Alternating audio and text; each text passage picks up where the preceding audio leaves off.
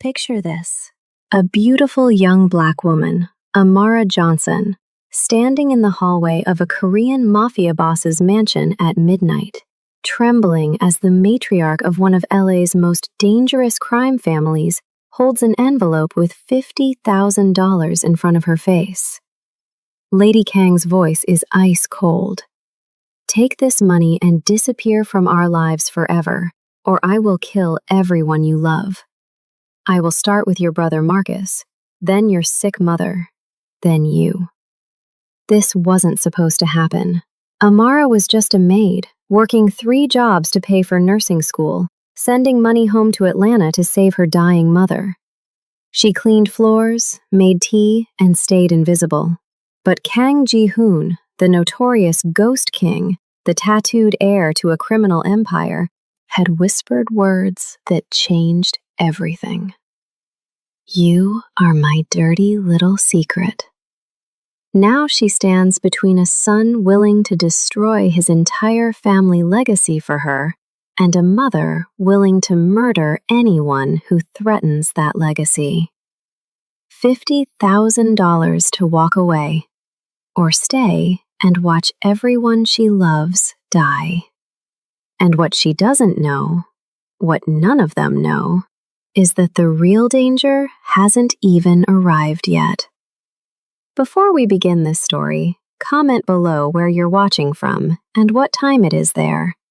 If stories of karma, love, and hidden truths move you, don't forget to subscribe to the channel. The rain fell heavy against the floor-to-ceiling windows of the Kang mansion that fateful February night, each drop like a heartbeat counting down to the moment everything would change forever. Inside the vast library, surrounded by leather-bound books that had witnessed generations of secrets, Amara Johnson stood frozen, her hands trembling as they clutched a silver tea tray. She could hear voices in Korean drifting from the adjacent room, harsh and argumentative, the kind of voices that preceded violence. She should not have been there. Her shift had ended hours ago at 10 o'clock, but she had forgotten her pharmacology textbook in the supply closet, the very book she needed to study for tomorrow's exam. Now, at 2:37 in the morning, she found herself trapped in a world she was never meant to see. "Going somewhere, Amara?" The voice came from the shadows, low and dangerous, barely above a whisper. Kang Ji-hoon emerged from the darkness like a ghost, his black 3-piece suit immaculate despite the late hour, the dragon tattoos on his neck seeming to move in the dim amber light. His dark eyes fixed on her with an intensity that made her breath catch in her throat. "Mr. Kang, I apologize. I only came back from my book. I didn't mean to intrude. I was just leaving." He moved closer, each step deliberate, predatory. Little did she know that her presence there, at that exact moment, would seal both their fates in ways neither could imagine. He stopped mere inches from her face, so close she could smell his cologne mixed with whiskey and something darker, something dangerous. "You heard them, didn't you? The men in the next room. You heard what they were discussing." Her heart pounded so violently she thought it might burst from her chest. "I don't understand Korean, Mr. Kang. I swear to you, I don't understand anything they said."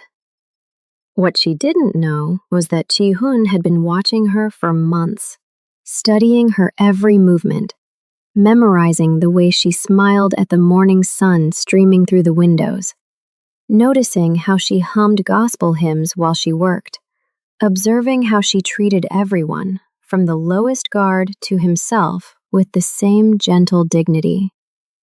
She had become his obsession, his secret addiction, the only pure thing in his blood-stained world. "Amara," he whispered, and the way he said her name made something inside her chest twist painfully. "You are my dirty little secret." The words hung in the air between them like a confession, like a prayer, like a curse. She stared at him, her beautiful dark skin glowing in the amber light, her expressive brown eyes wide with confusion and something else, something she dared not name. "I don't understand what you mean, Mr. Kang." He reached up slowly, his fingers brushing against her chin, tilting her face toward his. The tattoos on his neck seemed to pulse with each beat of his heart. "You don't have to understand. Not yet. But know this, Amara Johnson. You are the most dangerous thing that has ever entered my life." In the next room, the voices grew louder, more aggressive. Tae-min, his most trusted lieutenant, was arguing with representatives from the Park family about the upcoming wedding. The marriage that would save his empire or destroy it. But in this moment, in this library, Ji-hoon cared about none of it. All he could see was her. "Please, Mr. Kang, let me go. I need to leave. I have class in the morning and my mother is waiting for my call. Please." What neither of them knew was that at that very moment, Park Yuna, his arranged bride-to-be, was watching them through the security cameras she had secretly installed days before. She saw everything. The way he touched Amara's face. The way Amara's body trembled not with fear, but with something far more dangerous. And in her cold, calculating heart, Yuna began to plot their destruction. "You can go, Amara. But this conversation, this moment, it changes everything. Everything." He stepped back, releasing her, and she fled like a frightened bird, her simple black maid's dress disappearing into the darkness of the hallway. Ji-hoon stood alone in the library, his hands clenched into fists, knowing he had just crossed a line from which there was no return. The morning sun rose over Los Angeles like a judgment, casting golden light across the city that knew nothing of the secrets buried in its hills. Amara sat in her tiny studio apartment in Koreatown, her pharmacology book open before her, but the words blurred together meaninglessly. Her hands still trembled from the night before, from his touch, from those words that echoed endlessly in her mind. "You are my dirty little secret." What did he mean? Why had he said it with such pain in his voice, such longing in his eyes? She pressed her fingers against her temples, trying to force herself to focus, to study, to forget. But how could she forget the way Kang Ji-hoon had looked at her, as if she were both his salvation and his damnation? Her phone rang, shattering the silence. It was her mother calling from Atlanta, and Amara's heart clenched with guilt. She had promised to send an extra $500 this month for Marcus's school supplies, but she was already stretched so thin, working 3 jobs, barely sleeping, drowning in student loans. "Mama, I'm sorry, I can't talk long. I have to get ready for work." "Baby girl, you sound exhausted. Are you eating? Are you taking care of yourself?" "I'm fine, Mama, I promise. How are you feeling? How was dialysis yesterday?" What her mother didn't know, what Amara would never tell her, was that she sometimes went days eating nothing but instant ramen and peanut butter sandwiches, saving every penny to send home. She was sacrificing herself slowly, piece by piece, for the people she loved. Meanwhile, across the city in the Kang mansion, Ji-hoon stood before the floor-to-ceiling windows of his bedroom, watching the sunrise with eyes that had not slept. He had spent the entire night replaying that moment in the library, torturing himself with the memory of her face, her innocence, her purity. She was everything he could never have, everything he had no right to want. "You're making a mistake, boss." Taemin entered without knocking, as he always did.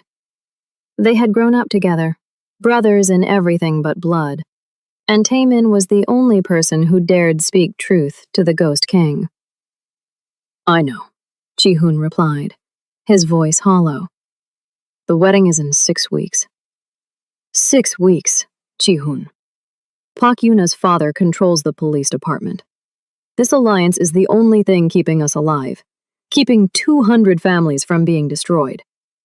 You cannot afford to be distracted by a girl. Ji-hoon turned to face his oldest friend, and Taemin saw something in those dark eyes that terrified him. It was not anger. It was not defiance. It was desperation. "She's not just a girl, Taemin. She's the only real thing in my entire life. When she looks at me, she doesn't see the Ghost King. She doesn't see the monster. She sees a man. Just a man. That's exactly what makes her dangerous. You cannot be just a man, Ji-hoon. You are the head of this family. You are the empire your father built with blood and sacrifice.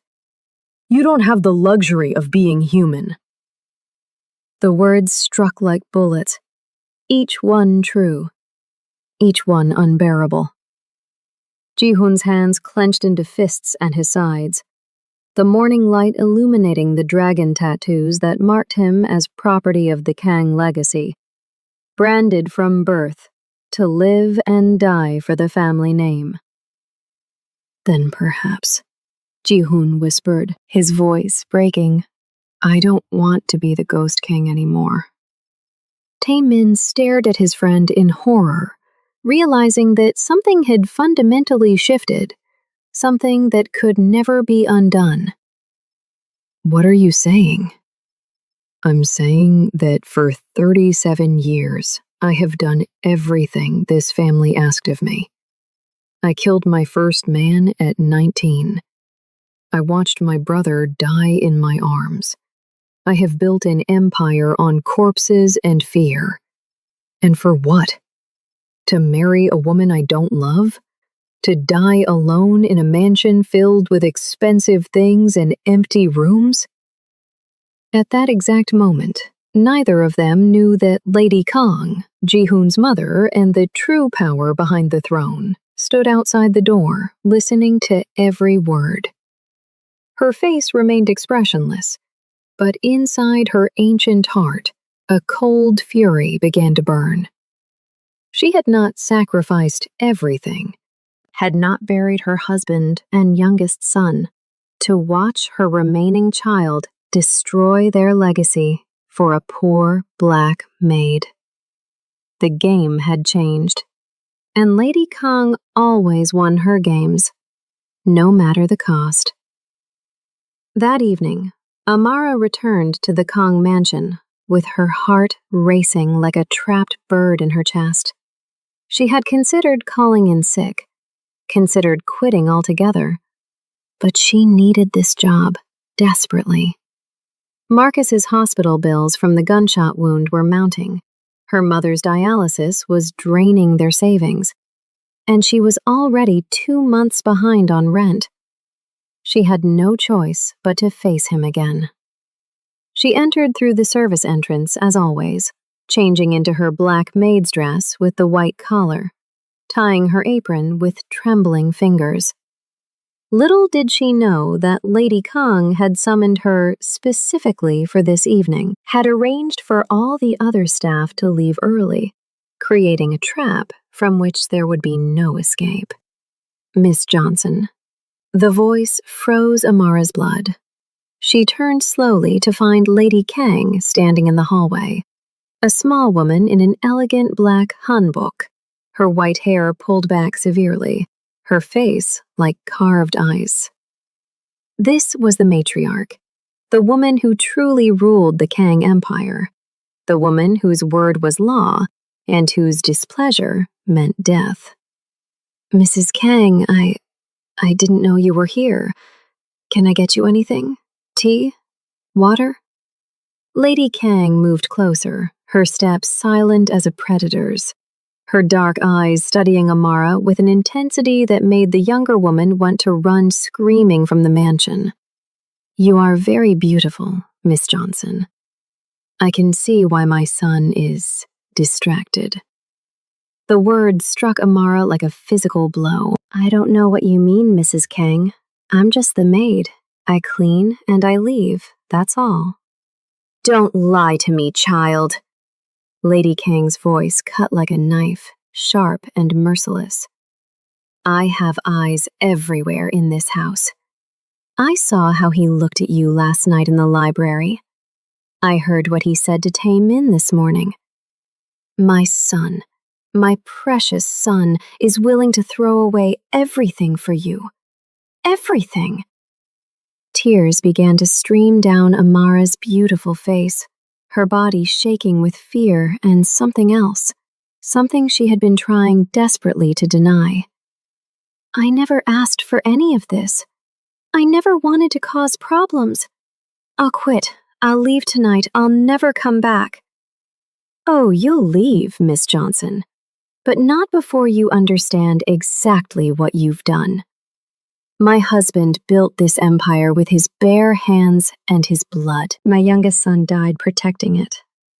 And now my last son, my only remaining child, wants to destroy it all for a poor girl who cleans toilets. The cruelty of the words made Amara flinch, made her feel small and worthless, and exactly as insignificant as the world had always told her she was. She wanted to scream that she was more than a maid, that she was studying to be a nurse, that she had dreams and value. But the words died in her throat. What neither woman knew was that Ji-hoon had returned home early and stood frozen in the shadows of the adjacent hallway, listening to every word, his heart being torn apart, piece by piece. Leave my family alone, Miss Johnson. Take this. Lady Kang pulled out an envelope thick with cash. $50,000. More money than you'll see in 5 years of scrubbing floors. Take it. Quit your job here and disappear from our lives forever. Go back to Atlanta. Save your mother. Save your brother. But save them far away from my son. Amara stared at the envelope, her mind reeling. $50,000 could change everything. It could pay for Marcus's surgery, for her mother's treatments, for her school loans. It could save her family. All she had to do was walk away from a man she barely knew, a man who was dangerous, a man who lived in a world of violence and death. And if I refuse? The words came out before she could stop them, born from a place of defiance she didn't know she possessed. Lady Kang's smile was cold as winter, cruel as a blade.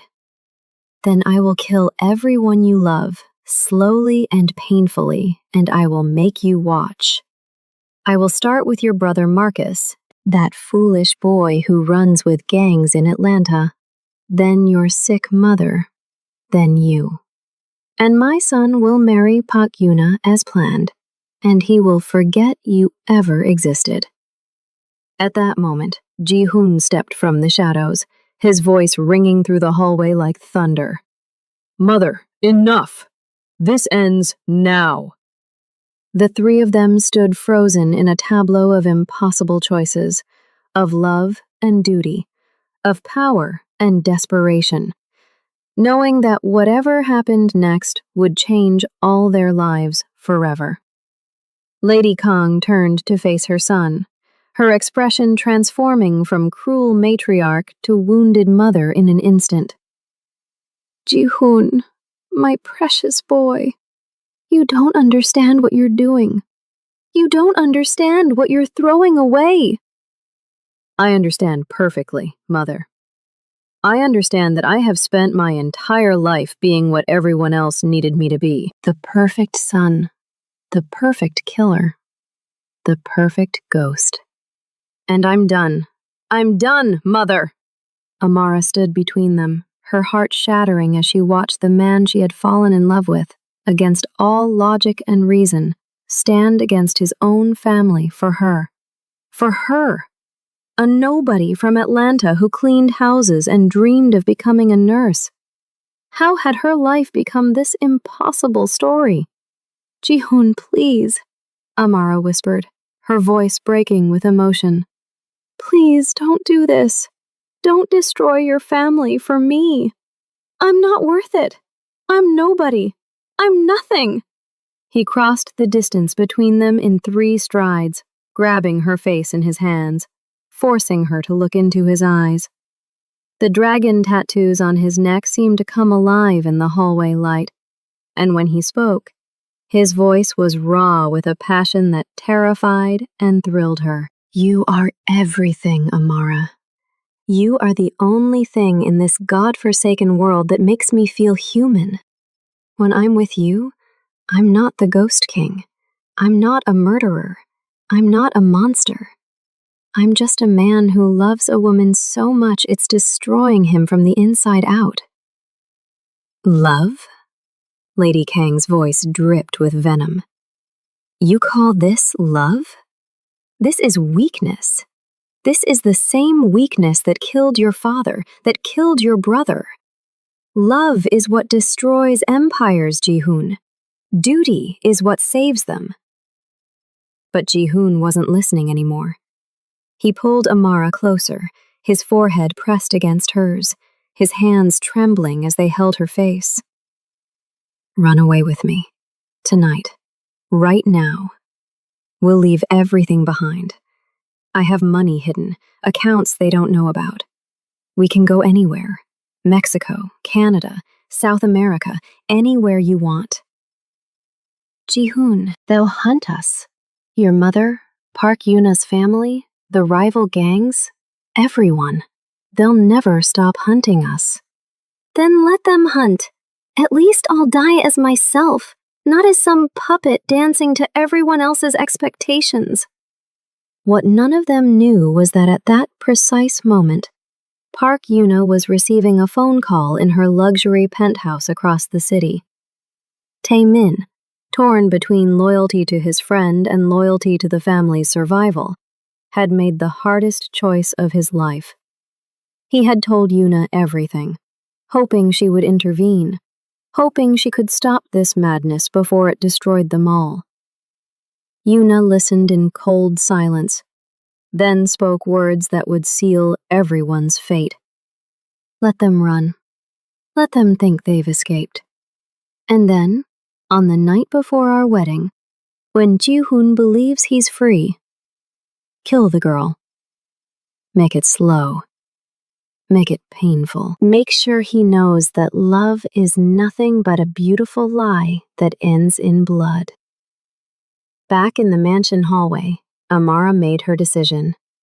She pulled away from Ji-hoon's embrace, picked up the envelope of money from where Lady Kang had dropped it, and pressed it back into the matriarch's hands. I don't want your money, Mrs. Kang. I never wanted anything from your family except to earn an honest living. But I won't be the reason this family destroys itself. She turned to Ji-hoon, tears streaming down her beautiful face, her heart breaking into pieces she knew would never heal. And I won't let you throw away everything for me. You think you love me, but you don't even know me. Not really. I'm just a fantasy, an escape from a life you hate. But I'm not worth dying for, Ji-hoon. I'm not worth losing everything for. Amara, please. No. Her voice rang with a strength she didn't know she possessed. I quit. I'm leaving. And you're going to marry Park Yuna. And you're going to save your family. And you're going to forget I ever existed. She walked toward the door, each step feeling like dying, feeling like betraying her own heart. but knowing it was the only way to save them both. Ji-hoon started to follow, but Lady Kang grabbed his arm with surprising strength. "Let her go, my son. Let her go before this dirty little secret destroys us all." And as Amara disappeared into the rainy Los Angeles night, neither she nor Ji-hoon knew that the real tragedy had only just begun. That Park Yuna's hunters were already preparing. That their love story was about to become a war story. And that sometimes the cruelest thing you can do to someone is love them in a world that will never let that love survive. The Ghost King stood in the empty hallway, his mother's hand on his arm, and for the first time in his adult life, Kang Ji-hoon wept. If this story moved you, pause for a moment and reflect. Have you ever loved someone the world told you wasn't meant for you? Have you ever been judged as not enough because of where you came from, what you looked like, or how much money you had? Have you ever had to choose between saving yourself and sacrificing everything for someone who saw your worth when no one else did? Share your experiences and feelings in the comments. We read every single one. And if you believe in stories about dignity, sacrifice, and the courage to choose love over power, don't forget to subscribe to the channel.